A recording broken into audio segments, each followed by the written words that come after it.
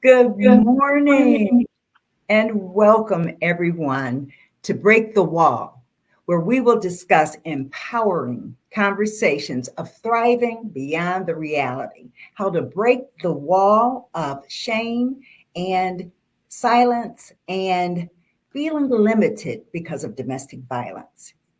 I am happy to co moderate with G100 Global Chair Martin Troini from the Global Networking Wing. And I'm with Oneness and Wisdom. And I'd like for us to begin right away with Coach Reverend Melvina Ford. Please introduce yourself.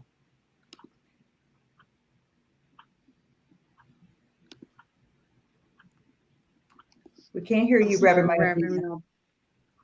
Melvina Ford, and I am coming to you in honor. Thank you, first of all, for having me here for this segment. I want to share with you all my take on domestic violence. What I want everyone to understand is not only is the victim affected by this, but also the victims of the victim. We all know that most of the time we look at domestic violence as something that hurts women, but we also know men are also affected. But the one thing we don't realize are the children. The children and also the family members, the mothers and fathers, the siblings, co-workers, everyone that they've decided that the initial victim wanted to share it with. They're also victims because when you look at that standpoint, most people who are in that space, they don't really talk to too many people, and even then they don't want to tell anyone because they don't want any action taken because of the fear that they have within. So we're looking at this situation from a standpoint of these people having to hold on to all the trauma to see their close friend or family member deal with. Take it another step further, we're looking at a person, a victim, especially a mother who's carrying a child. So if that mother is carrying that child unborn yet and dealing with domestic violence, that baby is dealing with trauma as well. So we need to look into or try and look at all the aspects surrounding this because we all become some sort of a victim in this situation. So if you remember the old standpoint of hurt people, some people don't even realize where their abuse or where their trauma is coming from. So unless it's addressed, it's going to continue on within the cycle, and we need to end the cycle. We need to be able to talk about it more, and I'm glad we're having segments like this. Personally, for me, I was a victim of a victim. My mother was abused in some of her relationships. My dad, his mother was abused when he was a child. So I was a victim of a victim, and it helped me to understand some things in my own life. So I really want us to be able to look at this in a way that we all open up and try to understand even the person who's the actual victimizer. What did they live through? What did they go through? And once we open these doors, healing can come in. I truly believe that. That's what I want to share with you all today. Thank you. Thank you so much, Coach Reverend Melvina. I appreciate all of your input. And I am excited about what we can do and what we can bring. And I'm thankful that you shared that with all of us. So we can use your information as a springboard moving forward to resilience. Hello, Virginia. Good to see you this morning. Likewise, I'm so excited. And Mark, did you want me to pass it off to you now so you can continue us on the rest of the segment? Mhm. Thank you so much, Tanya, and thank you, Belvinia, for setting the tone of this session.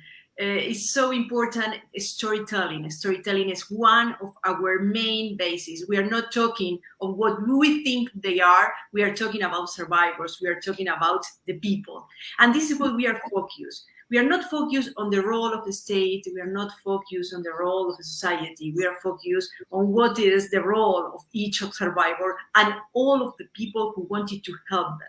So that's why we say domestic violence, personal resilience. There are 158 countries that have passed law on domestic violence. However, there are less than 40% of the women that seek for help. What means that? That is a silent disease. Most of the women are silent. So we are not here to give them a voice, because we give the voice when they overcome all that tragedy, but we are here to inspire them, to see if we could shine a small light on their life, to see you can break the wall, you can make it. Just see them, listen to them, and build your own personal resilience. That is our humble, really humble contribution. Thank you, Tanya. Thank you, Mar. Appreciate that. And I would like for you to hear from Anita, Dr. Anita C. Powell. Please give us an inspiration, a story of resilience, something that we can take to move forward. Thank you so much. First, I'd like to just say that I am so happy to be here. Mar, thank you, Tanya, and all you so beautiful sisters that we're sister sharing in this wonderful, wonderful, important social cause issue. First, I just want to say that I'm a mom and a grandma. I got to start that because I mean, you know, God first, family second, and then I organize everything else. And what I have for you this morning is a piece I thought to focus on the survivor of intimate partner domestic violence and domestic abuse. And I hope you enjoy this piece. It's called Empower She. Inside the beautiful darkness shines brilliant light. The separation from the sky above, from the mighty deep below. The earth is solidified and treasure of nature originates. The cosmos of the sun and the formation of the moon. Denizen of the deep glide, birds fly in the blue yonder. The animals traverse the solid surface of the earth. A child of the universe is born. 6 days of manifestation, then rest, and in time. The stars twinkle at night, the moon gives light, and the sun shines bright. And yes, in the continuum, a child of creation is born. A beautiful child, a magnificent child, a child with the power, presence, and love inside, of God inside her. A child created in the image of I am the Genesis. And now as I reminisce, as God Agmandingo says, at birth, before her very first cry, God whispered in her ear, you are the greatest miracle on earth. Now she grows up to be a beautiful woman, a magnificent woman who's walked through the fire and ran through the storm. There's jazz in her step, and yes, indeed, there is authority in her step. This sister mimics no one, and she has her own unique style, and she lights up the room with her smile. And walking into the room, eyes glistening with energy, shared thought expressed, we listen, the synergy. Now there is power in this space, and it radiates forth from within inside the brilliance of love and light permeating the atmosphere.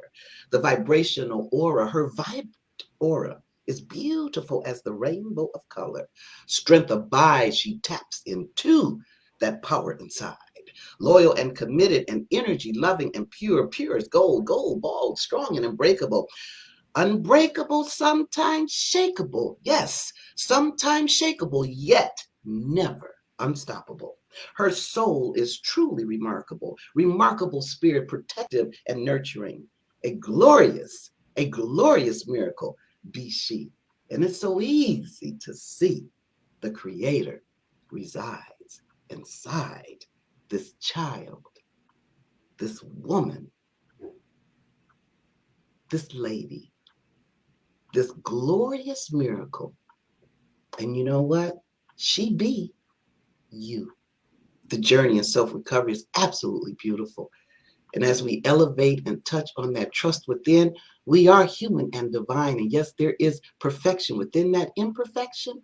You tap into you, I tap into we. We are sisters, we are survivors, we are love. Thank you so much for listening. I am Dr. Anita Caprice. Thank you so much, Dr. Anita. I am on fire. I am inspired all over again.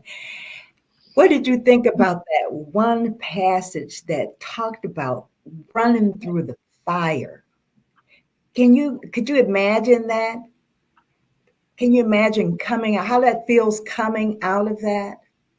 That is truly empowering. Yeah.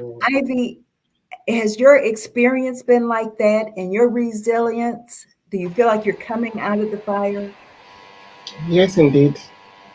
Because I remember when I was in that space, it looked like, and when I came out of it, looked like I was in a golden cage, and then I came out as a phoenix.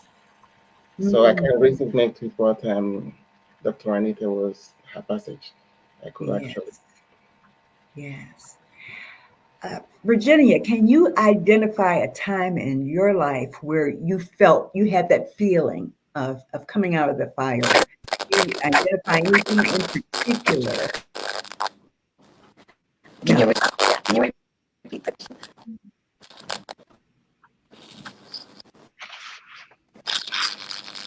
Tanya, can you repeat the question? Oh, I said, can you identify any time in your experience where you felt like you were coming out of the fire? Yeah, unfortunately, I can't understand your question. It's a connection. Okay. Sorry, we have problems with you, Virginia. If you please could go and enter again, please. Yes, Ivy, Anita, who wants to